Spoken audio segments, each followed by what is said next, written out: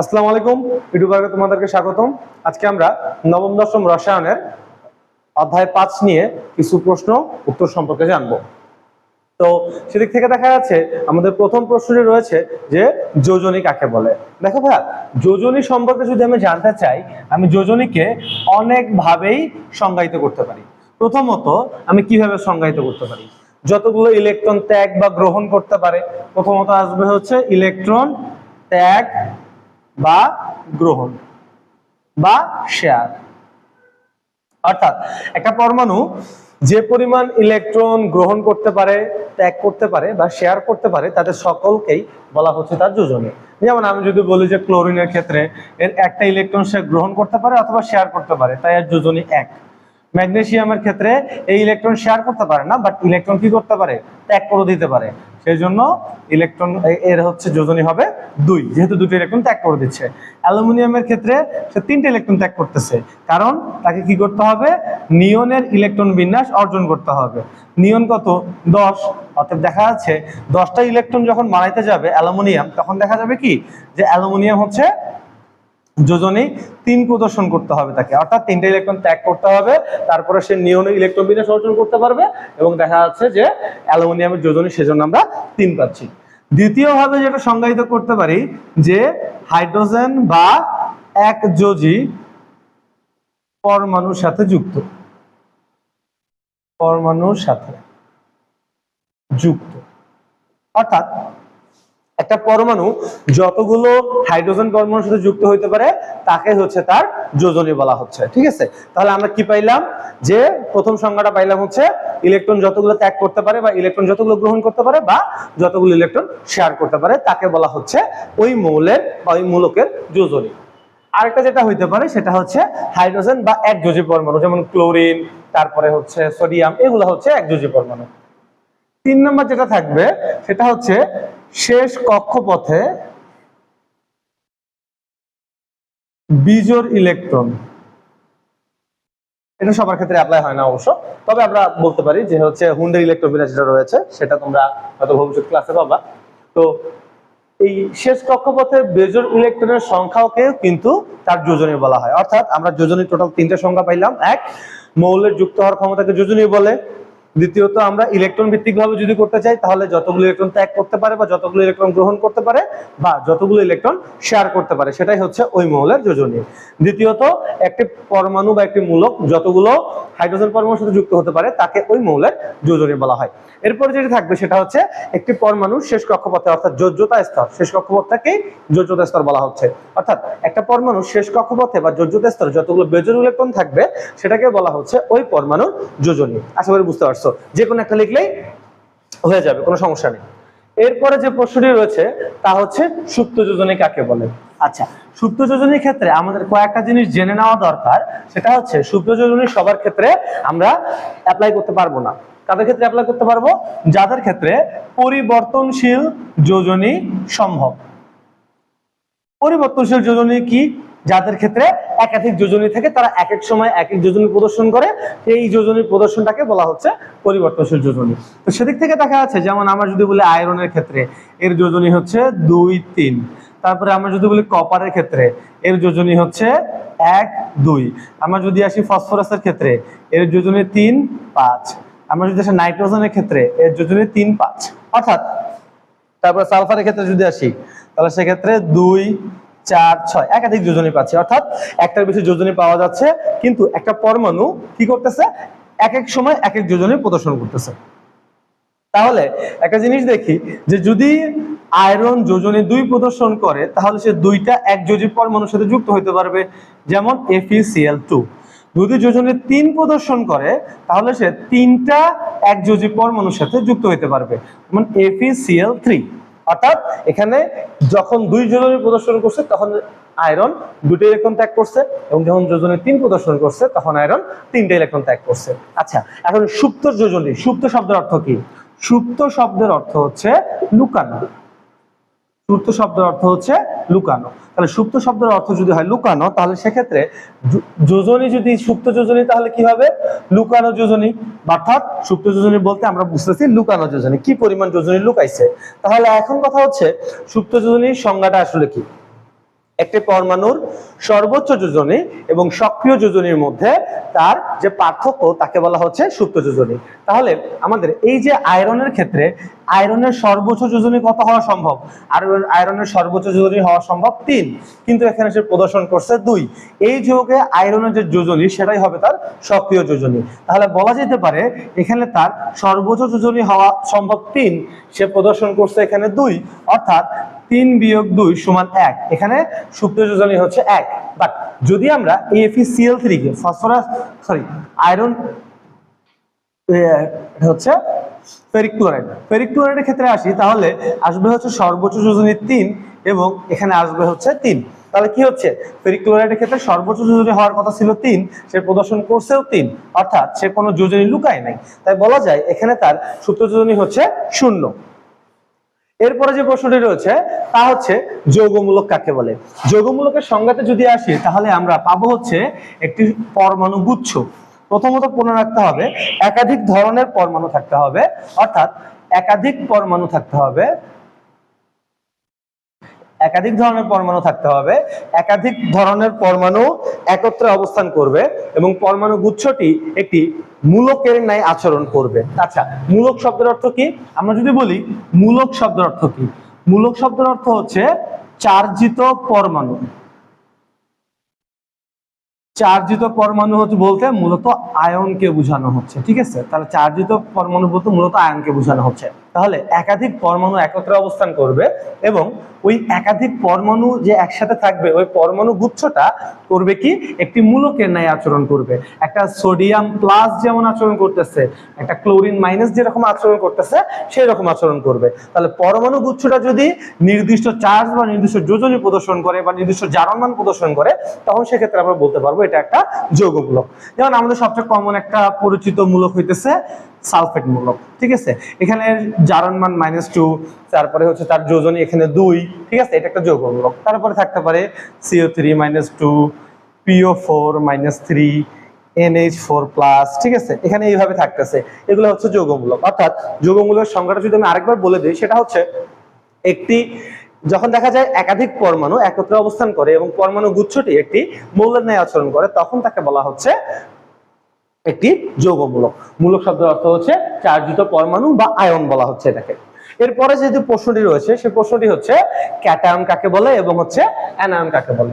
আচ্ছা, এখানে দেখা যাচ্ছে যে আমরা একটা জিনিস, এই যে চার্জিত পরমাণু সম্পর্কে যে আমরা জানলাম, তাহলে ক্যাটায়ন এবং অ্যানায়নের যে সংজ্ঞাটা রয়েছে, এই চার্জিত আয়ন আবার 2 ধরনের হতে পারে। একটা হচ্ছে ধনাত্মক আয়ন আর একটা হচ্ছে ঋণাত্মক আয়ন। ধনাত্মক আয়ন তৈরি হবে হচ্ছে ইলেকট্রন ত্যাগ করার মাধ্যমে এবং এই ঋণাত্মক আয়ন তৈরি হবে হচ্ছে ইলেকট্রন গ্রহণ করার মাধ্যমে। তাহলে ইলেকট্রন ত্যাগ করবে কারা? ইলেকট্রন ত্যাগ করবে যারা ধাতু, আর ইলেকট্রন গ্রহণ করবে কারা? যারা অধাতু। তাহলে আমাদের মূলক শব্দের অর্থ হচ্ছে চার্জিত পরমাণু বা আয়ন, এবং আয়ন হতে পারে 2 ধরনের, ধনাত্মক আয়ন যারা ইলেকট্রন ত্যাগ করার মাধ্যমে তৈরি হবে, আর একটা হতে পারে ঋণাত্মক আয়ন যা ইলেকট্রন গ্রহণ করার মাধ্যমে তৈরি হবে। যারা ইলেকট্রন গ্রহণ করবে তাদেরকে আমরা বলবো হচ্ছে অধাতু, এবং যারা ইলেকট্রন ত্যাগ করবে তাদেরকে আমরা বলবো হচ্ছে ধাতু। আমরা একটা উদাহরণ যদি দেখি, তাহলে আমাদের প্রথমত আসবে হচ্ছে ধনাত্মক চার্জ, এটার নাম হইতেছে ক্যাটায়ন। ধনাত্মক চার্জটাকে বলা হচ্ছে ক্যাটায়ন, অর্থাৎ ইলেকট্রন ত্যাগ করার মাধ্যমে আসতেছে ক্যাটায়ন। যেমন সোডিয়াম প্লাস, ম্যাগনেসিয়াম 2+, তারপরে আসবে হচ্ছে অ্যালুমিনিয়াম 3+, ক্যালসিয়াম 2+, এগুলো হচ্ছে ক্যাটায়ন। এবং আর যদি বলি ইলেকট্রন গ্রহণ, তাহলে ইলেকট্রন গ্রহণের ক্ষেত্রে কি আসবে? এটা আসবে হচ্ছে অ্যানায়ন। যদি অ্যানায়ন আসে তাহলে সেক্ষেত্রে ঋণাত্মক চার্জ যুক্ত হবে। ঋণাত্মক চার্জ যুক্ত কিরকম হবে? ক্লোরিন, তারপরে হচ্ছে ফ্লোরিন, তারপরে আসতে পারে হচ্ছে অক্সিজেন, ঠিক আছে? এগুলো হচ্ছে অ্যানায়ন। অর্থাৎ ঋণাত্মক চার্জযুক্ত পরমাণুকে বা পরমাণু গুচ্ছকে বলা হচ্ছে অ্যানায়ন, এবং ধনাত্মক চার্জযুক্ত পরমাণু বা পরমাণু গুচ্ছকে, কেন পরমাণু গুচ্ছ বলতেছি? যেমন হচ্ছে CO3-2, এটাও একটা অ্যানায়ন হিসেবে কাজ করবে। আবার NH4+, এই যৌগমূলকটা ধনাত্মক, এটাও ক্যাটায়ন হিসেবে কাজ করবে। অর্থাৎ ধনাত্মক চার্জ প্রদর্শনকারী পরমাণু বা পরমাণু গুচ্ছকে বলা হচ্ছে ক্যাটায়ন, এবং ঋণাত্মক চার্জযুক্ত পরমাণু বা পরমাণু গুচ্ছকে বলা হচ্ছে অ্যানায়ন। এরপরে যে প্রশ্নটি রয়েছে তা হচ্ছে আয়নিক বন্ধন কাকে বলে এবং আচ্ছা আয়নিক বন্ধনটাকে দেখি। আয়নিক বন্ধন কাকে বলে? আচ্ছা, আমাদের টোটাল বন্ধন হইতে পারে হচ্ছে 3 ধরনের। আমাদের এসএসসি সিলেবাস অনুযায়ী বন্ধন অনেক ধরনের হইতে পারে। এসএসসি সিলেবাসে দেওয়া আছে 3 ধরনের। একটা হচ্ছে সমযোজী বন্ধন, একটা হচ্ছে আয়নিক বন্ধন, আর একটা হচ্ছে ধাতব বন্ধন। তো সমযোজী বন্ধন যেটা রয়েছে সেটা আসবে হচ্ছে অধাতু যোগ অধাতু, এবং এখানে ইলেকট্রন শেয়ার হবে। আয়নিক বন্ধন যেটা রয়েছে এটা হচ্ছে ধাতু এবং অধাতুর সমন্বয়ে তৈরি হবে। এখানে ইলেকট্রন আদান প্রদান হবে, আদান প্রদান। তারপরে ধাতব বন্ধনের ক্ষেত্রে দেখা যাবে ধাতু প্লাস ধাতু, ধাতু প্লাস ধাতু দুইজনে কি ইলেকট্রন ত্যাগ করতে চাবে। এদের ক্ষেত্রে আসলে কোনো ইলেকট্রন ত্যাগ বা গ্রহণ হবে না। এদের ক্ষেত্রে অতি শক্তিশালী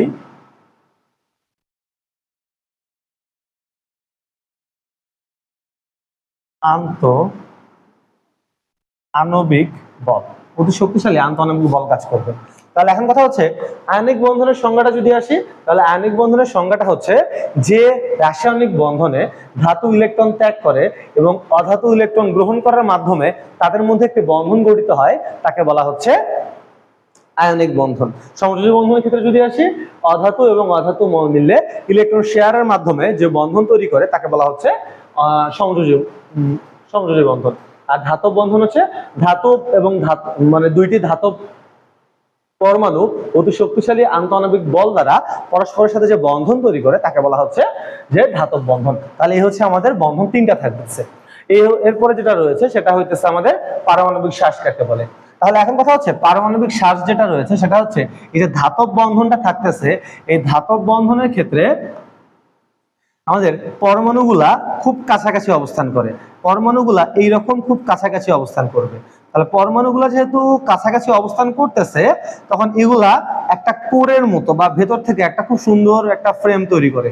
তাহলে এই যে কোরের মতো যে গঠনটা তৈরি করলো, এটাকে আমরা বলতেছি পারমাণবিক শ্বাস। অর্থাৎ আমরা বলতে পারি ধাতুর নিউক্লিয়াসকে পারমাণবিক শ্বাস বলে, বা ধাতব বন্ধনে যে নিউক্লিয়াস গুলো কাছাকাছি অবস্থান করে তাদেরকে পারমাণবিক শ্বাস বলে।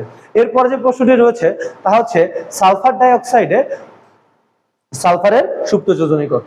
আচ্ছা, সালফার ডাইঅক্সাইডে সালফারের সুপ্ত যোজনী কত আমরা যদি এটা বের করি, একটু আগে আমরা জানলাম যে হচ্ছে সর্বোচ্চ যোজনী এবং সক্রিয় যোজনীর মধ্যে তাদের কি করতেছে, পার্থক্যটাকে আমরা বলতেছি হচ্ছে সুপ্ত যোজনী। তাহলে SO4-2, ঠিক আছে, SO4-2, সরি এটা হচ্ছে SO2 সালফার ডাইঅক্সাইড। আচ্ছা, এখন এখানে বন্ধনটা কিভাবে গঠিত হয়েছে এটা আমাকে বের করতে হবে, বা এখানে সালফারের যোজনী কত আমাকে এটা বের করতে হবে। এখানে যেহেতু 2টা অক্সিজেন আছে, তার মানে অবশ্যই মিনিমাম 4টা হাত এখানে থাকতেছে। তার মানে সালফারের যোজনী কোনটা কত কত সম্ভব? সালফারের যোজনী 2, 4, 6 সম্ভব। তার মানে মাঝখানে একটা সালফার থাকবে, সে 2টা ইলেকট্রন শেয়ার করছে হচ্ছে অক্সিজেনের সাথে, এখানে 2টা ইলেকট্রন শেয়ার করছে অক্সিজেনের সাথে। তার মানে এখানে অক্সিজেন যোজনী 2 প্রদর্শন করছে এবং সালফার যোজনী 4 প্রদর্শন করছে। তাহলে আমরা জানি যে সুপ্ত যোজনী সমান হচ্ছে কি হবে, সুপ্ত যোজনী সমান হচ্ছে সর্বোচ্চ যোজনী বিয়োগ সক্রিয় যোজনী। তাহলে সর্বোচ্চ যোজনী বিয়োগ সক্রিয় যোজনী, সর্বোচ্চ যোজনী কত হওয়া সম্ভব? 6 হওয়া সম্ভব। 6 বিয়োগ এখানে সক্রিয় যোজনী কত? 4। তাহলে এখানে সুপ্ত যোজনী হবে হচ্ছে 2। এরপরে যে প্রশ্নটি রয়েছে তা হচ্ছে মূলক বা পরমাণু রাসায়নিক বন্ধন গঠন করে কেন? আচ্ছা, রাসায়নিক বন্ধন কেন গঠন করতেছে সেটাতে যদি আমরা আসি, আমরা যদি গ্রুপ নাম্বার 18 দিকে দেখি তাহলে কি হচ্ছে, গ্রুপ নাম্বার 18তে যদি আমরা দেখি তাহলে এখানে মৌলগুলো থাকতেছে হিলিয়াম, নিয়ন, আর্গন, ক্রিপ্টন, এই মৌলগুলো থাকতেছে। এই মৌলগুলো হচ্ছে পর্যায় সারণীর ভেতরে সবচেয়ে সুখী মৌল। আচ্ছা, একটা নর্মাল জিনিস চিন্তা করো যে যদি তোমার কোনো প্রতিবেশী বা তোমার কোনো বন্ধু বান্ধবের যদি কোনো একটা জিনিস মনে করো খুব আরামের ভেতরে, মনে করো স্কুল যাচ্ছে না, কোনো একটা কারণে সে ম্যানেজ করে ফেলছে, তখন স্কুলে গিয়ে তোমার মনে হইতে পারে, বা তোমার কোনো একটা কাজে যেটা তোমার করতে মন চাচ্ছে না, এখানে গিয়ে মনে হইতে পারে যে ওই কাজটা যদি আমাকে করতে না হইতো তাহলে কি হইতো, ওই কাজটা করতে না পারলে আমি সুখী হইতাম, বা আমি আরো স্থিতিশীল থাকতে পারলে সুখী হইতাম। মানে মোট কথা ওরকম হয় না যে বন্ধু বান্ধব হচ্ছে কোনো একটা কাজ করতেছে, আমি করতে পারতেছি না, বা তারা কোনো একটা কাজ করতেছে না যেটা অপছন্দের কিন্তু আমাকে করতে হচ্ছে, তাহলে কি তাদেরকে দেখে আমাকে মনে হচ্ছে আমি যদি ওইরকম হইতে পারতাম তাহলে সুখী হইতে পারতাম। ঠিক সেম জিনিসটা হচ্ছে পরমাণু ক্ষেত্রে। অর্থাৎ হিলিয়াম, নিয়ন, আর্গন, ক্রিপ্টন, জেনন, রেডন যে মৌলগুলো আছে এই মৌলগুলোর ক্ষেত্রে তাদের ইলেকট্রন বিন্যাসটা খুব খুব খুব স্থিতিশীল, ঠিক আছে, বা সুস্থিত, ঠিক আছে, এই জন্য এদেরকে নিষ্ক্রিয় গ্যাস বলা হয়। এখন রাসায়নিক বন্ধনের গঠনের উদ্দেশ্য হলো যে এখানে এই যে মৌলগুলো আছে এই মৌলগুলার ইলেকট্রন বিন্যাস অর্জন করা। কারণ আমরা সবসময় সূত্রটাকে কি বাহ্যিকভাবে চিন্তা করি, ঠিক সেম ভাবে পরমাণু ক্ষেত্রেও তাই। এখন নিয়নের পরে কোন মৌলটা আছে? নিয়নের পরে মৌলটা আছে হচ্ছে সোডিয়াম। তাহলে সোডিয়াম চিন্তা করবে আমি যদি নিয়নের মতো ইলেকট্রন বিন্যাস অর্জন করতে পারি তাহলে আমি সুখী হয়ে যাব, আমি স্থিতিশীলতা অর্জন করতে পারবো। ঠিক সেম ভাবে ম্যাগনেসিয়ামের ক্ষেত্রেও তাই। ম্যাগনেসিয়ামের ক্ষেত্রেও মনে হয় যে আমার দুটো ইলেকট্রন এক্সট্রা আছে, দুটো ইলেকট্রন ছেড়ে দিতে পারলে আমি নিয়ন ইলেকট্রন বিন্যাস অর্জন করতে পারবো, কারণ তারা কিন্তু নিউক্লিয়াস দেখতেছে না। যখন নিয়নের ক্ষেত্রে আসি তখন দেখা যায় যে তার ইলেকট্রন থাকতেছে 10টা, প্রোটন থাকতেছে 10টা, তাকে কোনো চার্জ শো করতে হচ্ছে না, তার ইলেকট্রন বিন্যাস সুস্থিত, সেজন্য তাকে নিষ্ক্রিয় গ্যাস বলা হচ্ছে। সোডিয়ামের ক্ষেত্রে যদি আসি আমরা, সোডিয়ামের ক্ষেত্রে দেখতে পারবো যে সে তার কি ইলেকট্রন হচ্ছে 11টা, প্রোটন হচ্ছে 11টা। সে যখন ইলেকট্রনটা 10 বানাই দেবে তখন কি হচ্ছে যে নিয়নে ইলেকট্রন বিন্যাস অর্জন করে ফেলতেছে, যদিও একটা চার্জ শো করতেছে তখন তাকে আমরা Na+ হিসেবে চিনবো, একটা ইলেকট্রন ত্যাগ করে দেওয়ার ফলে। তাহলে এই যে একটা ইলেকট্রন ত্যাগ করে সে কি করলো, নিয়নে ইলেকট্রন বিন্যাস অর্জন করলো। আবার ম্যাগনেসিয়াম কি করবে, ম্যাগনেসিয়ামের ইলেকট্রন থাকে 12টা, প্রোটন থাকে 12টা। তাহলে সে কি করবে, সে করবে কি, সে দুইটা ইলেকট্রন ছেড়ে দেবে, ছেড়ে দিয়ে তার ইলেকট্রন সংখ্যা বানাবে 10, অর্থাৎ নিয়নের কনফিগারেশন নিয়ে আসার চেষ্টা করবে। শুধু ইলেকট্রনটা নিয়ে আসতে পারবে, প্রোটনটা কখনো নিয়ে আসতে পারবে না।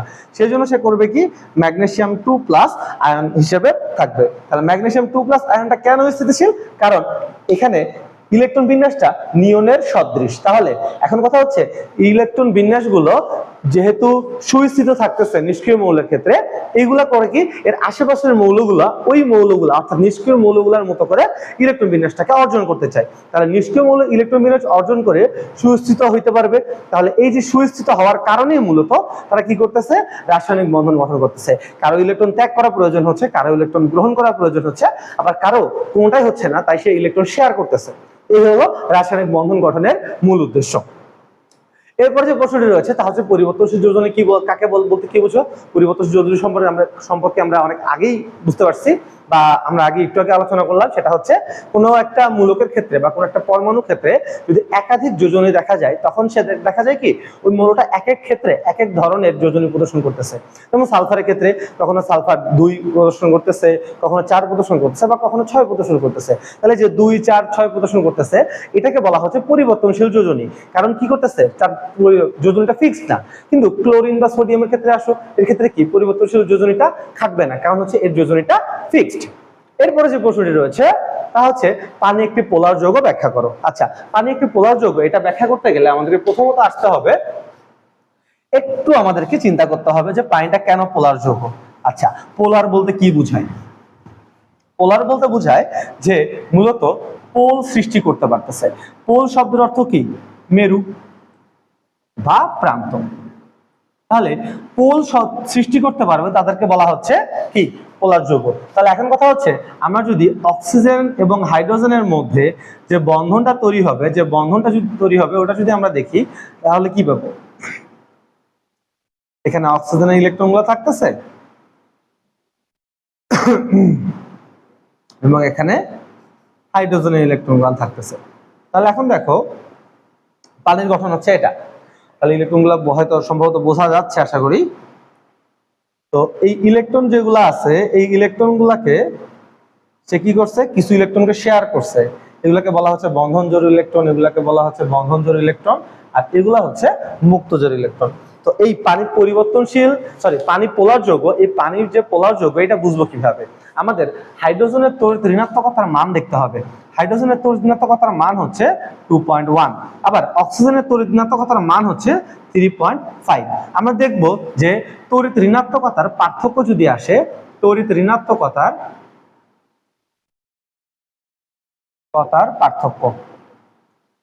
পার্থক্য যদি 0.9 থেকে 1.4 এর মধ্যে থাকে তখন সেটাকে আমরা বলবো পোলার যৌগ। দেখো আমরা যদি এখানে পার্থক্যটা বের করি তাহলে 3.5 - 2.1 = 1.4। অর্থাৎ আমাদের পার্থক্য কি থাকতেছে, এই রেঞ্জের মধ্যে থাকতেছে, তাই পানি একটা পোলার যৌগ। এটা তোমাদের বইয়ে দেওয়া নাই, বাট আমরা যদি বইয়ের ভাষায় বা বইয়ের লজিকে যদি ব্যাখ্যা করতে চাই, এসএসসি সিলেবাসে তড়িৎ ঋণাত্মকতার পার্থক্যের কথা বলা নাই, বাট আমরা যদি বইয়ের আঙ্গিকেই লিখতে চাই তাহলে সেক্ষেত্রে কিভাবে লিখতে হবে এটা হচ্ছে তোমার জানার জন্য আমি বললাম। এখন বইয়ের আঙ্গিকে কিভাবে লিখবো আমি সেটা বলি। তাহলে পানি হচ্ছে করে কি, এই যে বন্ধনটাকে আমরা যদি এইভাবে লিখি তাহলে সেক্ষেত্রে কিভাবে লিখতে হবে, অক্সিজেন তার এই যে নিজস্ব যে দুটো ইলেকট্রন থাকতেছে, এই দুটো ইলেকট্রনকে এইভাবে রাখতেছে, কাছে রাখতেছে, এবং বন্ধনে যেটা বাহু থাকতেছে এখানে কি করতেছে, এই যে এখানে এক জোড়া থাকতেছে, এখানে এক জোড়া থাকতেছে, তাহলে এখানে এক জোড়া থাকতেছে, এখানে এক জোড়া থাকতেছে।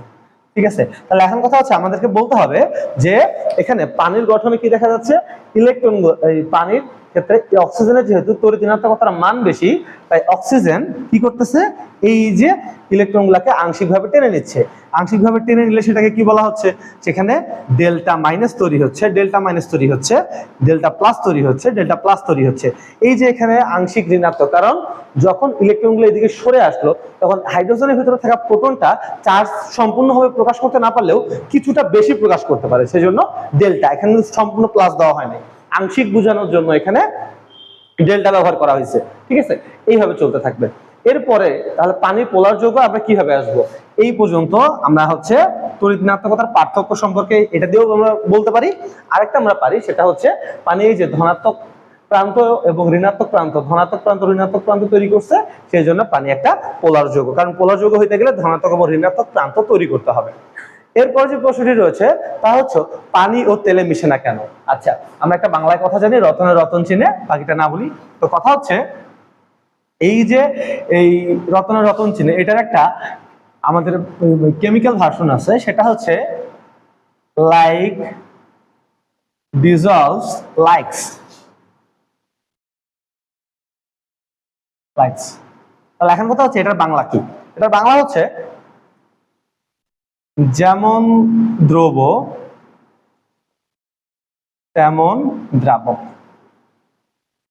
অর্থাৎ পোলার যৌগ পোলার যৌগতে মিশবে, অর্থাৎ পোলার দ্রব পোলার দ্রাবকে মিশবে, অপোলার দ্রব অপোলার দ্রাবকে মিশবে, কিন্তু পোলার দ্রব কখনো অপোলার দ্রাবকে মিশবে না, বা অপোলার দ্রব কখনো পোলার দ্রাবকে মিশবে না। মানে মোট কথা পোলার পোলার একটা মিল থাকবে। ঠিক আছে, পোলার যৌগ শুধু পোলার যৌগের ভেতরে মিশাইতে পারবো। মানে আমি যদি বলি পানি একটা পোলার যৌগ, এটার ভেতরে আমি পোলার যৌগগুলোকে মিশাইতে পারবো, কিন্তু তেল যেহেতু অপোলার যৌগ আমি তেলকে মিশাইতে পারবো না। তাহলে যে এই জন্য যেহেতু তেল একটা অপোলার যৌগ এবং পানি একটা পোলার যৌগ, সেই জন্য পানি এবং তেলে কখনোই মিশে না।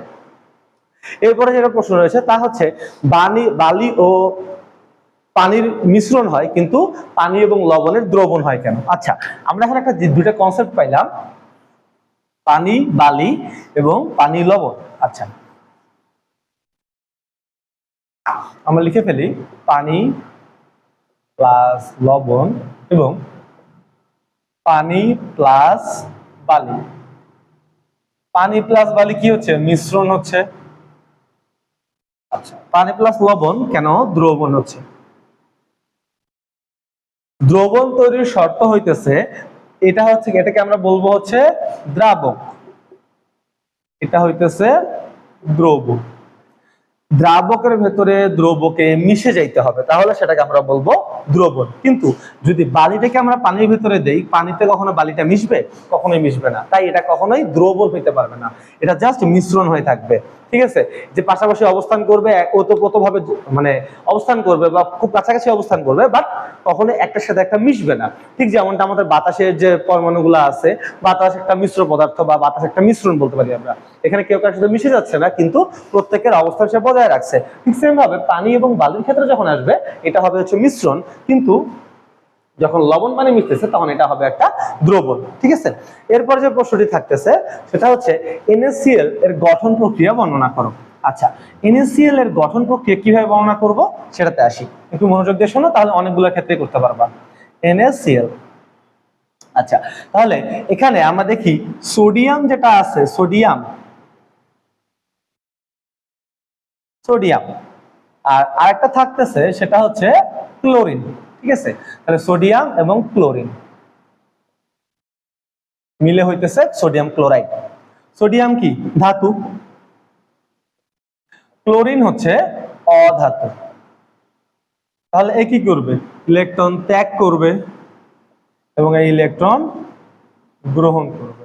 ঠিক আছে, তাহলে সোডিয়ামের ক্ষেত্রে যদি আমরা আসি, আমরা একটু মৌলগুলোকে লিখে ফেলি তাহলে আমাদের বুঝতে সুবিধা হবে। যেমন chlorine, neon, sodium, magnesium, aluminium, silicon, phosphorus, sulphur, chlorine, argon, potassium, এই পর্যন্ত হইলে এনাফ।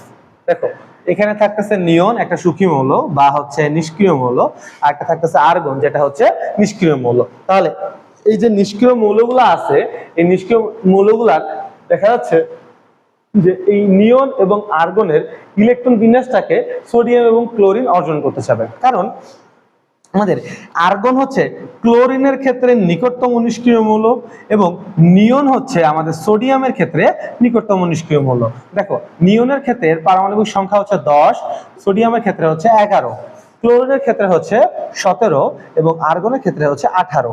তাহলে যদি সোডিয়াম নিয়নের ইলেকট্রন বিন্যাস অর্জন করতে চায় তাহলে তাকে কি করতে হচ্ছে, ইলেকট্রন ত্যাগ করতে হচ্ছে। যদি ক্লোরিন আর্গনে ইলেকট্রন বিন্যাস লাভ করতে চায় তাহলে তাকে ইলেকট্রন গ্রহণ করতে হচ্ছে। তাহলে ব্যাপারটা একটু বুঝো, তাহলে এই যে ইলেকট্রন ত্যাগ কেন করতেছে এবং কেন ইলেকট্রন গ্রহণ করতেছে, আমরা এই যে সোডিয়ামের একটা ইলেকট্রন ত্যাগ করে নিয়নে ইলেকট্রন বিন্যাস লাভ করতে হবে এবং ক্লোরিনের একটা ইলেকট্রন গ্রহণ করে আর্গনে ইলেকট্রন বিন্যাস লাভ করতে হবে। তো সেদিক থেকে দেখা যাচ্ছে আমরা যদি সোডিয়ামের চিত্র এঁকে ফেলি, সোডিয়ামের ক্ষেত্রে আমরা দিয়ে ফেললাম হচ্ছে একটা, দুইটা, আমরা হচ্ছে টোটাল এখানে দ্বিতীয় শক্তি স্তর পর্যন্ত টোটাল 11, তৃতীয় শক্তি স্তর মিলে টোটাল 11টা। ঠিক আছে, তাহলে এখন এখানে এটা হচ্ছে সোডিয়াম। আমি যদি ক্লোরিনের ক্ষেত্রে আসি, ক্লোরিনের ক্ষেত্রে আসবে হচ্ছে টোটাল 17টা। তাহলে আমাদের আসবে হচ্ছে এখানে একটা দেই, এখানে দুটো। তাহলে এখন এখানে ক্লোরিন কি চাচ্ছে, তার ইলেকট্রন একটা গ্রহণ করার মাধ্যমে তার শেষ কক্ষপথে ইলেকট্রন সংখ্যা হবে 8, আর সোডিয়াম চাচ্ছে এই ইলেকট্রনটাকে ত্যাগ করে দিয়ে দ্বিতীয় কক্ষপথটাকে যদি শেষ কক্ষপথ হিসেবে বিবেচনা করা যায় তাহলে সেক্ষেত্রে এটার শেষ কক্ষপথে আসবে হচ্ছে 8টা ইলেকট্রন। তার মানে 8টা ইলেকট্রন আর 8টা ইলেকট্রন কি হচ্ছে, একটা স্থিতিশীলতা অর্জন হয়ে যাচ্ছে বা অষ্টক পূরণ হয়ে যাচ্ছে। তাহলে এখন দেখো এই যে অষ্টক পূরণ যেটা হচ্ছে, তাহলে অষ্টক পূরণের ক্ষেত্রে কি হচ্ছে, সোডিয়াম দ্বিতীয় কক্ষপথে অষ্টক পূরণ করতে যাচ্ছে, ক্লোরিন তৃতীয় কক্ষপথে অষ্টক পূরণ করতে যাচ্ছে। তাহলে সোডিয়াম একটা ইলেকট্রন ত্যাগ করে দেবে, একেবারে ত্যাগ করে ক্লোরিনকে দিয়ে দেবে। তাহলে ক্লোরিনকে যদি একটা ইলেকট্রন দিয়ে দেয় তাহলে কি হচ্ছে, সোডিয়ামের এই ইলেকট্রনটা এখানে থাকতেছে না, ইলেকট্রনটা এখানে চলে আসলো। তাহলে এখন দেখো সোডিয়ামের ক্ষেত্রে শেষ কক্ষপথ হিসেবে আমরা তখন আর তৃতীয় কক্ষপথকে বিচার করতে পারবো না, আমরা বিবেচনা করব দ্বিতীয় কক্ষপথটাই হচ্ছে শেষ কক্ষপথ, যা নিয়নের সদৃশ। তাহলে এখন সোডিয়ামের ক্ষেত্রে ভেতরে কি কি আছে, আমাদের আছে হচ্ছে প্রোটোন প্রোটন আসবে হচ্ছে 11টা, ইলেকট্রন একটা ত্যাগ করে দিয়েছে যার ফলে 10টা। তাহলে এখন 10টা ইলেকট্রন 10টা প্রোটনের চার্জকে নিউট্রাল করে দেবে এবং সোডিয়ামের উপরে একটা প্রোটন যে এক্সট্রা চার্জ থাকবে ওইটা শো করবে। ক্লোরিনের ক্ষেত্রে যদি আসি, ক্লোরিনের ক্ষেত্রে দেখা যাবে যে টোটাল কি হচ্ছে, একটা সবকিছু ঠিক আছে, জাস্ট একটা ইলেকট্রন এখানে বাড়ছে। তাহলে যদি বাড়ে তাহলে ক্লোরিনের ক্ষেত্রে কি হবে, ক্লোরিনের ক্ষেত্রে ইলেকট্রন 18টা থাকবে, প্রোটন কিন্তু চেঞ্জ হবে না, প্রোটন 17টাই থাকবে। তাহলে এই যে 17টা প্রোটন 17টা ইলেকট্রনের চার্জ কি করবে, নিউট্রাল করে দেবে এবং তার পাশাপাশি এক্সট্রা যে একটা ইলেকট্রন থাকবে ওটা চার্জ মাথার উপরে শো করতেছে। তাহলে এটাকে যদি আমরা সমীকরণ আকারে লিখি তাহলে সেক্ষেত্রে কি রকম হয়, আমরা যদি সমীকরণ আকারে লিখে ফেলি তাহলে আমরা লিখতে পারবো যে সোডিয়াম একটা ইলেকট্রন ত্যাগ করে দিল, ত্যাগ করে দিয়া Na প্লাস হইলো, ক্লোরিন আমি হচ্ছে Cl লিখতেছি, বাট আমরা কখনোই লিখতে পারবো না Cl, সিঙ্গেল Cl লিখতে পারবো না, সিঙ্গেল Cl এর পরিবর্তে আমাদেরকে লিখতে হবে মিনিমাম Cl2। তাহলে আমাদেরকে অণু হিসেবে যেহেতু লিখতে হবে, একটা বোঝানোর জন্য আমি বুঝাবো হাফ Cl2, একটা ডজনের মতো আর কি, হাফ ডজন বলতে 6টা বা সিঙ্গেল 6টা বোঝা। ঠিক যেমনটা এখানে আমি যদি বলি Cl2 তাহলে সেক্ষেত্রে বুঝাবে 2টা ক্লোরিন বুঝাবে, আর যদি আমি হাফ Cl2 লিখি তাহলে সেক্ষেত্রে শুধু একটাই ক্লোরিন বুঝাবে। ঠিক আছে, তাহলে হাফ Cl2 দ্বারা একটা ক্লোরিন বুঝাচ্ছে। তাহলে আমি এখানে লিখে ফেলে হাফ Cl2 কি করলো, একটা ইলেকট্রন গ্রহণ করলো, অর্থাৎ একটা ক্লোরিন একটা ইলেকট্রন গ্রহণ করলো এবং গ্রহণ করার পরে সে Cl- হয়ে গেল, অর্থাৎ ক্লোরাইড আয়ন হয়ে গেল। তাহলে এখান থেকে যদি আমি সমীকরণটাকে ইতি টানি তাহলে এখানে দেখা যাবে যে সোডিয়াম আয়ন এবং ক্লোরাইড আয়ন মিলে আমাদের আসতেছে হচ্ছে সোডিয়াম ক্লোরাইড।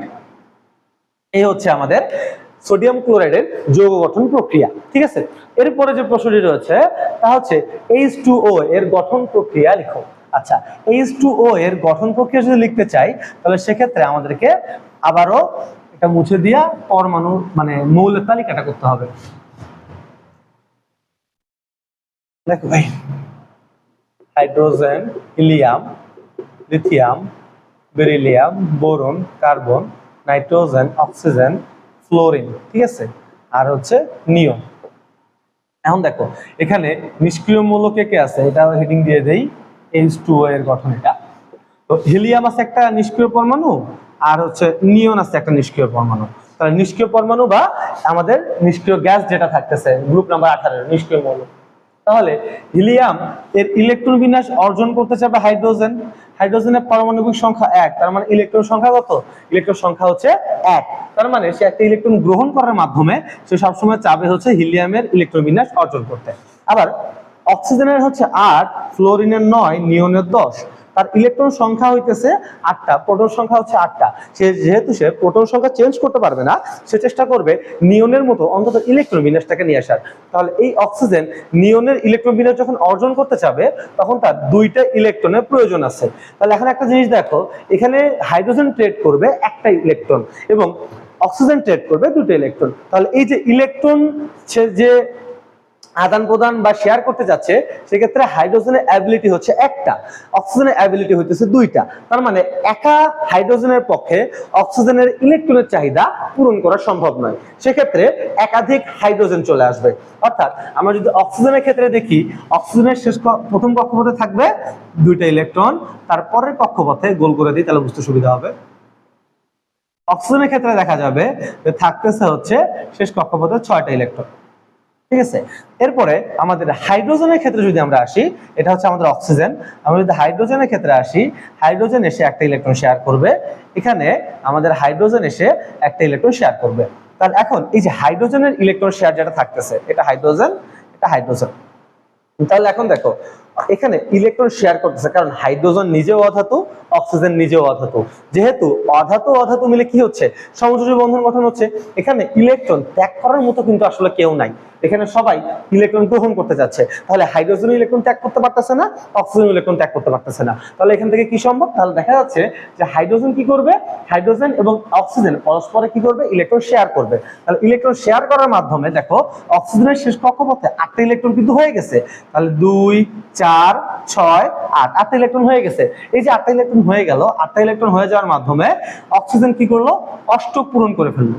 ঠিক আছে, অক্সিজেন অষ্টক পূরণ করে ফেললো এবং হাইড্রোজেনের যে শেষ কক্ষপথে 2টা ইলেকট্রন আছে এটা দিয়ে সে কি করে ফেললো, দ্বিতীয় নিয়ম অনুসরণ করে ফেললো। অর্থাৎ অষ্টক নিয়ম, শেষ কক্ষপথে 8টা ইলেকট্রন অর্জনের মাধ্যমে কি করতেছে, অষ্টক পূরণ হচ্ছে এবং শেষ কক্ষপথে 2টা ইলেকট্রনের মাধ্যমে দ্বিতীয় নিয়ম অনুযায়ী সে স্থিতিশীলতা অর্জন করতেছে। 8টার মাধ্যমে হলে অষ্টক, 2টার মাধ্যমে হলে দ্বিতীয়। আচ্ছা, শেয়ারের ব্যাপারটা কিরকম বলি। মনে করো যে 2টা কলম আছে, এখন তোমার বন্ধুর একটা কলম আছে লাল কলম, তোমার একটা কলম আছে নীল কলম। এখন তুমি যখন কাজ করো তখন তোমার লাল কলম নীল কলম 2টাই লাগে, তোমার বন্ধু যখন কাজ করে লাল কলম নীল কলম 2টাই লাগে। তাহলে এখন কি করলা, যখন তুমি কাজ করতেছো তখন তোমার এবং তোমার বন্ধুর 2টা কলমে তুমি ব্যবহার করতেছো, তার মানে ওই মুহূর্তে তুমি 2টা কলমকে অন করতেছো। ঠিক সেম ভাবে যখন তোমার বন্ধু ব্যবহার করতেছে তার নিজের কলমটা এবং তোমার কলমটা ব্যবহার করতেছে, সেও তখন যখন ইউজ করতেছে তখন সে 2টা কলমের মালিক হিসেবেই কিন্তু ইউজ করতেছে। এইখানে দেখো তাহলে প্রত্যেকে শেয়ার করার মাধ্যমে কি হচ্ছে, প্রত্যেকেই কিন্তু 2টা করে ইলেকট্রন মানে 2টা করে কলমের মালিকানা পাচ্ছ। কিন্তু তোমাদের ক্ষেত্রে দেখা যাচ্ছে যে একটা করে, কিন্তু প্রকৃত মালিক কি, একটা করে কলমের। তাহলে এখন দেখো অক্সিজেন একটা ইলেকট্রন শেয়ার করছে তার ইলেকট্রন, হাইড্রোজেন তার ইলেকট্রনকে শেয়ার করছে। এখানে যে 2টা ইলেকট্রন রয়েছে এই 2টা ইলেকট্রন করবে কি, এই 2টা ইলেকট্রন হচ্ছে আমাদের অক্সিজেনের ক্ষেত্রেও ব্যবহৃত হবে, হাইড্রোজেনের ক্ষেত্রেও ব্যবহৃত হবে। তার মানে হাইড্রোজেন খুব সহজেই হিলিয়ামের ইলেকট্রন বিন্যাস লাভ করে ফেললো এবং অক্সিজেন খুব সহজেই আমাদের নিয়নের ইলেকট্রন বিন্যাস লাভ করে ফেললো। এই যে ইলেকট্রনটা শেয়ারের মাধ্যমে করলো, এটাকে আমরা অন্যভাবে লিখতে পারি। এখানে আমরা এটাকে বলা হচ্ছে মানে মুক্তজোড় বন্ধনজোড় ইলেকট্রন প্রদর্শনের মাধ্যমে। অক্সিজেনের ক্ষেত্রে দেখো এই ইলেকট্রন গুলাকে বলা হচ্ছে মুক্তজোড় ইলেকট্রন, কারণ শেষ কক্ষপথে থাকা সত্ত্বেও তারা রাসায়নিক বন্ধনে অংশগ্রহণ করে নাই, সেজন্য এই ইলেকট্রন গুলাকে আমরা এইভাবে প্রদর্শন করব। আর এই ইলেকট্রন গুলাকে আমরা বলবো হচ্ছে বন্ধনজোড় ইলেকট্রন, এবং এই যে বন্ধনজোড় ইলেকট্রন থাকবে, এই বন্ধনজোড় ইলেকট্রনের মাধ্যমে কি হবে, তারা হচ্ছে বন্ধন গঠন করছে, অর্থাৎ বন্ধন প্রক্রিয়ায় কি করছে, অংশগ্রহণ করছে। তো সেদিক থেকে আমাদের অক্সিজেনের ক্ষেত্রে থাকতেছে এখানে শেয়ারকৃত ইলেকট্রন দুইটা করে থাকবে, অক্সিজেন এবং হাইড্রোজেনের মাঝখানে। এই হচ্ছে আমাদের মূল যে অক্সিজেনের ক্ষেত্রে যে প্রকৃত ইলেকট্রন গুলা থাকলো বা হচ্ছে তার নিজস্ব ইলেকট্রন গুলা থাকলো, এগুলাকে আমরা মুক্তজোড় ইলেকট্রন বলতেছি, এগুলো থাকলো, এবং শেয়ারকৃত ইলেকট্রন বা বন্ধনজোড় ইলেকট্রন গুলা থাকলো। এই হচ্ছে আমাদের পানির অণু গঠন। এক্ষেত্রে কোনো সমীকরণ লেখার প্রয়োজন নাই। যদি আয়নিক যৌগ হয় তখন সেক্ষেত্রে ইলেকট্রন আদান প্রদানটা ভালোভাবে বোঝানোর জন্য সমীকরণ লেখার প্রয়োজন আছে, কিন্তু যখন ইলেকট্রন শেয়ার হচ্ছে অর্থাৎ সমযোজী বন্ধন গঠন হচ্ছে তখন সমীকরণ লেখার কোনো প্রয়োজন নেই। এরপরে আমাদের যে প্রশ্নটি রয়েছে তা হলো লোহার পরমাণুগুলোর মধ্যে কিভাবে তাপ বিদ্যুৎ পরিবহন হয় সেটা হচ্ছে ব্যাখ্যা করতে হবে, অর্থাৎ ধাতব বন্ধনকে ব্যাখ্যা করতে হবে। তো ধাতব বন্ধনকে যদি আমরা ব্যাখ্যা করতে চাই তাহলে ধরে নিলাম যে আয়রনের যে কণাগুলো আছে সেগুলো ঠিক এভাবে থাকতেছে, সুসজ্জিত অবস্থায় থাকতেছে, কারণ আমরা জানি এদের ভেতরে ইলেকট্রন আদান প্রদান বা শেয়ারের মাধ্যমে বন্ধন গঠন হয় না। এদের ভেতরে বন্ধন গঠন হয় অতি শক্তিশালী আন্তঃআণবিক বলের মাধ্যমে। অতি শক্তিশালী আন্তঃআণবিক বলের মাধ্যমে যখন তারা বন্ধন গঠন করে তখন তাদের নিউক্লিয়াস গুলা খুব কাছাকাছি অবস্থান করে। এই যে নিউক্লিয়াস গুলা খুব কাছাকাছি অবস্থান করলো, এই নিউক্লিয়াস গুলাকে বলা হচ্ছে পারমাণবিক শ্বাস। তো দেখো নিউক্লিয়াস গুলো খুব কাছাকাছি অবস্থান করে, নিউক্লিয়াস গুলো প্রোটন থাকবে সেজন্য প্লাস চার্জ দিছে। তাহলে যখন নিউক্লিয়াস গুলো খুব কাছাকাছি অবস্থান করতেছে তখন দেখা যাচ্ছে কি যে ইলেকট্রনের চলার পথটা অনেক সুগম হয়ে যাচ্ছে, অর্থাৎ খুব সহজে ইলেকট্রন যাতায়াত করতে পারতেছে। এবং এই যে প্রথমত আসে বিদ্যুৎ পরিবহন। বিদ্যুৎ পরিবহন মানে কি, প্রথমে বিদ্যুৎ ও তাপ পরিবহন। আচ্ছা, বিদ্যুৎ পরিবহনের ব্যাখ্যাটা হচ্ছে যে যখন পারমাণবিক শ্বাসগুলো সুসজ্জিত অবস্থায় থাকে বা ধাতব পরমাণুর নিউক্লিয়াস গুলো সুসজ্জিত অবস্থায় থাকে তখন তারা খুব কাছাকাছি অবস্থান করার কারণে ইলেকট্রনের চলাচলের জন্য একটি সহজ রাস্তা তৈরি হয়, তাই সহজে ইলেকট্রন চলাফেরা করতে পারে। আমরা জানি ইলেকট্রনের প্রবাহ মানেই হচ্ছে বিদ্যুৎ প্রবাহ, তাই বলা যায় পারমাণবিক শ্বাসগুলোর কারণে ইলেকট্রন সহজভাবে চলাচল করতে পারে এবং ধাতু বিদ্যুৎ পরিবহন করতে পারে। এরপর যেটা রয়েছে সেটা হইতেছে এই যে আমাদের বিদ্যুৎ পরিবহন। তাহলে এখন কথা হচ্ছে তাপ পরিবহন করে কিভাবে। বিদ্যুৎ পরিবহন তো বুঝলাম, তাপ পরিবহন করবে হচ্ছে দেখো যে তাপ মানে কি, তাপ মানে আমরা কণার গতিতত্ত্বে কি পড়ছিলাম, তাদের কম্পন সৃষ্টি হবে।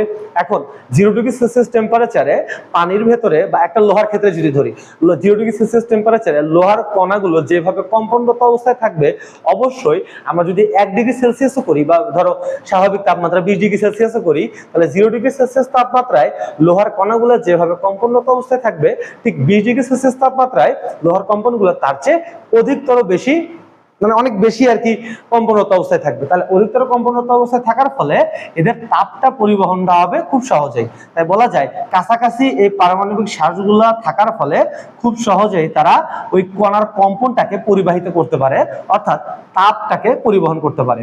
তাহলে আমি যদি পুরা প্রশ্নটা সারাংশতে আসি, বিদ্যুৎ পরিবহন করতে পারে শুধুমাত্র যখন পারমাণবিক শ্বাসগুলো সুসজ্জিত অবস্থায় আছে এবং সুসজ্জিত অবস্থায় থাকার ফলে ইলেকট্রনের চলাপথটা সুগম হইতেছে, তাই বলা যায় বিদ্যুৎ পরিবহনটা খুব সহজ হয়ে যাচ্ছে। এবং তাপ পরিবহনের ক্ষেত্রে জানি যে তাপমাত্রা বৃদ্ধি পেলে কি হবে, বস্তুর কণার কম্পন বৃদ্ধি পাবে। তাহলে বস্তুর কণার কম্পন যদি বৃদ্ধি পায় তাহলে এই যে কণাগুলো খুব কাছাকাছি থাকতেছে, যার ফলে ওই কম্পনটা পরিবাহিত হয় খুব সহজেই। যেহেতু কম্পনটা পরিবহন হওয়ার মাধ্যমে তার তাপমাত্রা বৃদ্ধি পাচ্ছে, তাই সহজেই ধাতুগুলো তার কি করতে পারে, তাপ পরিবহন করতে পারে। আশা করি বুঝতে পারছো। এরপরে যে প্রশ্নটি রয়েছে তা হচ্ছে পানির পোলারায়ন ব্যাখ্যা করো। আচ্ছা, পানির পোলারায়ন ব্যাখ্যাটা করবো কিভাবে। পানির পোলারায়ন আমরা একটু আগে সংক্ষেপে পড়লাম, আবার একটু বলে দিচ্ছি।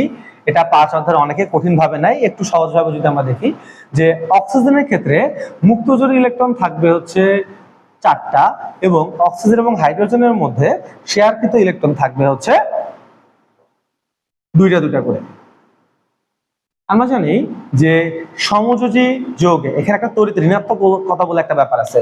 সমযোজী যৌগে বন্ধনজোড় ইলেকট্রন বা শেয়ারকৃত ইলেকট্রন গুলো নিজ কেন্দ্রের দিকে টানার প্রবণতাকে বলা হচ্ছে তড়িৎ ঋণাত্মকতা। আমি আবারও বলতেছি, সমযোজী বন্ধনে বন্ধনজোড় ইলেকট্রন গুলোকে নিজ কেন্দ্রের দিকে টানার প্রবণতাকে বলা হচ্ছে যে তড়িৎ ঋণাত্মকতা। তাহলে তড়িৎ ঋণাত্মকতার ক্ষেত্রে কি হবে? তড়িৎ ঋণাত্মকতার ক্ষেত্রে দেখা যাচ্ছে যে আমাদের মান আছে, অক্সিজেনের তড়িৎ ঋণাত্মকতার মান হচ্ছে 3.5, এটা মুখস্থ করে নিতে পারো। হাইড্রোজেনের ক্ষেত্রে তড়িৎ ঋণাত্মকতার মান হচ্ছে 2.1। তাহলে এখানে তড়িৎ ঋণাত্মকতার যে মানটা আছে, তড়িৎ ঋণাত্মকতার মানটা কি করতেছে? অক্সিজেনের ক্ষেত্রে বেশি থাকতেছে এবং হাইড্রোজেনের ক্ষেত্রে কম থাকতেছে। অর্থাৎ তড়িৎ ঋণাত্মকতা কাকে বলে আমি আবারও বলি, শেয়ারকৃত ইলেকট্রনগুলোকে নিজ কেন্দ্রের দিকে টানবে। মানে হাইড্রোজেনও নিজ কেন্দ্রের দিকে টানার চেষ্টা করবে, আবার অক্সিজেনও নিজ কেন্দ্রের দিকে টানার চেষ্টা করবে। তাহলে নিজ কেন্দ্রের দিকে টানার দিক দিয়ে অবশ্যই অক্সিজেন জয়ী হবে, কারণ অক্সিজেনের তড়িৎ ঋণাত্মকতার মান বেশি এবং হাইড্রোজেনের তড়িৎ ঋণাত্মকতার মান কম, যার ফলে ইলেকট্রনগুলো আংশিকভাবে অক্সিজেনের দিকে সরে যাবে। এই ইলেকট্রনগুলো আংশিকভাবে অক্সিজেনের দিকে সরে যাবে। আমরা জানি ইলেকট্রনের চার্জ নেগেটিভ, তাহলে ইলেকট্রনের চার্জগুলো যেহেতু নেগেটিভ, তাই ইলেকট্রনগুলো এই যে অক্সিজেনের দিকে আংশিক সরে যাওয়ার কারণে অক্সিজেনের দিকে ঋণাত্মকতা বাড়বে, ঠিক আছে, বা নেগেটিভ চার্জ বাড়বে। তাহলে নেগেটিভ চার্জ এখন ইলেকট্রনগুলোকে যদি সম্পূর্ণরূপে গ্রহণ করতো, তাহলে ইলেকট্রনের সম্পূর্ণ চার্জ প্রদর্শন করতে পারতো। যেমন ক্লোরিন যদি একটা ইলেকট্রন গ্রহণ করে, সে সম্পূর্ণ ইলেকট্রন অতিরিক্ত ইলেকট্রনটা চার্জ শো করতে পারতেছে, কিন্তু অক্সিজেন তো এখানে সম্পূর্ণরূপে গ্রহণ করতে পারে নাই। যেহেতু সম্পূর্ণরূপে গ্রহণ করতে পারে নাই, তাই বলা যায় এখানে সম্পূর্ণ বিয়োগ বা সম্পূর্ণ ঋণাত্মক চার্জ প্রদর্শন করতে পারবে না, এখানে ডেল্টা মাইনাস দ্বারা প্রদর্শন করবে এবং এখানেও ডেল্টা মাইনাস দ্বারা প্রদর্শন করবে, কারণ এই সেটটা অক্সিজেনের দিকে সরে গেছে, যার ফলে এখানে একটা ডেল্টা মাইনাস তৈরি হয়েছে। এই সেটটা অক্সিজেনের দিকে সরে যাওয়ার কারণে এদিকে একটা ডেল্টা মাইনাস তৈরি হয়েছে, আর এখানে তৈরি হয়েছে ডেল্টা প্লাস, এখানে তৈরি হয়েছে ডেল্টা প্লাস। তাহলে আংশিক চার্জ অর্থাৎ এই যে ডেল্টা প্লাস তৈরি হয়েছে, এই ডেল্টা প্লাস তৈরি করার মাধ্যমে তারা কি করলো? ধনাত্মক এবং ঋণাত্মক তৈরি করে ফেললো। ধনাত্মক এবং ঋণাত্মক প্রান্ত তৈরি করার নামই হচ্ছে পোলার আয়ন। তাই বলা যায় পানির পোলার আয়ন এখানে ব্যাখ্যা করা হয়েছে।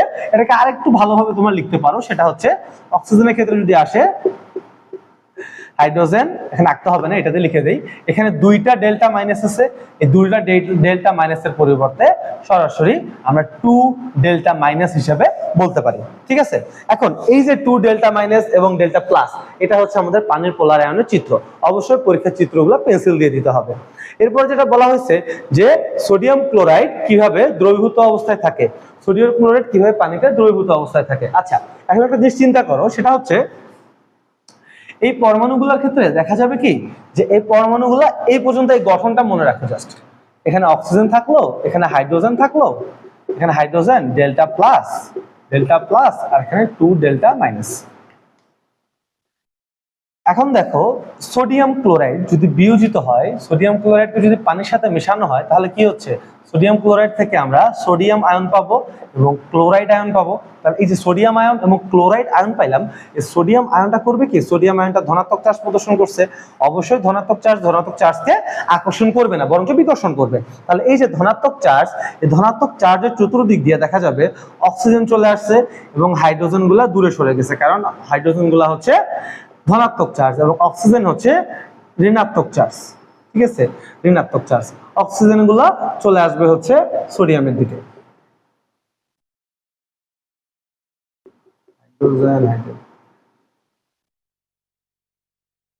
এভাবে দ্রবীভূত অবস্থায় থাকবে। এবং ক্লোরাইড আয়নের ক্ষেত্রে যদি আসি, এখানে একটু মনোযোগ দিয়ে দেখো, সেটা হচ্ছে সে কি করবে? প্রথমে এই যে এখানকার ধনাত্মক প্রান্ত এবং এখানকার ধনাত্মক প্রান্ত, এখানেও দুটাকে আকর্ষণ করবে। তাহলে দুইটাকে যখন আকর্ষণ করতে যাবে, hydrogen delta plus, oxygen 2 delta minus, hydrogen delta plus. আরেকটা যখন পরমাণু চলে আসবে পানির, তখন এখানেও হাইড্রোজেনের ডেল্টা প্লাস থাকতেছে। তাহলে এখানকার হাইড্রোজেনের ডেল্টা প্লাস এবং ডেল্টা প্লাস পরস্পরকে কি করতেছে? বিকর্ষণ করতেছে, যার ফলে এইরকম ভাবে হবে না, বরঞ্চ সেটা আরেকটু গোছানো ভাবে যদি আমরা লিখি, তাহলে দেখতে হবে অনেকটা এরকম। এখানে হাইড্রোজেন অক্সিজেন হাইড্রোজেন, এখানে হাইড্রোজেন অক্সিজেন হাইড্রোজেন।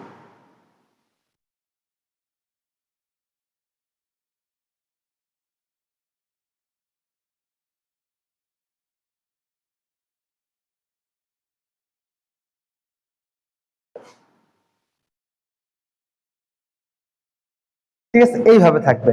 এইটা হচ্ছে আমাদের পানিতে এই সোডিয়াম ক্লোরাইড এর ক্ষেত্রে সোডিয়াম পরমাণু থাকবে হচ্ছে এইভাবে দ্রবীভূত এবং ক্লোরাইড আয়ন থাকবে এইভাবে। কারণ সোডিয়াম ক্লোরাইড কখনোই পানির ভেতরে সোডিয়াম ক্লোরাইড হিসেবে থাকবে না, সে সোডিয়াম আয়ন এবং ক্লোরাইড আয়ন হিসেবে বিশ্লেষিত হয়ে যাবে। এই ছিল আমাদের অধ্যায় 5-এর সংক্ষিপ্ত প্রস্তুতির একটা ভিডিও। আমরা চেষ্টা করব প্রত্যেকটা অধ্যায়ের উপরে মিনিমাম একদম যেন তোমরা এই একটা অধ্যায় ক্লাস করলে যেমন টোটালি প্রিপেয়ার্ড হয়ে যাও তোমরা পরীক্ষার জন্য, অর্থাৎ পরীক্ষার প্রস্তুতির জন্য সেরা ক্লাসগুলো ইনশাআল্লাহ আমরা নিয়ে আসতেছি তোমাদের জন্য। তোমরা আমাদের পাশে থাকো এবং তোমাদের বন্ধুদেরকে জানিয়ে দাও যদি তোমার মনে হয় যে এই ক্লাসটা করলে তোমার বন্ধুর উপকার হবে। আমাদের চ্যানেলটিকে অবশ্যই সাবস্ক্রাইব করে রাখো। ধন্যবাদ। আসসালামু আলাইকুম।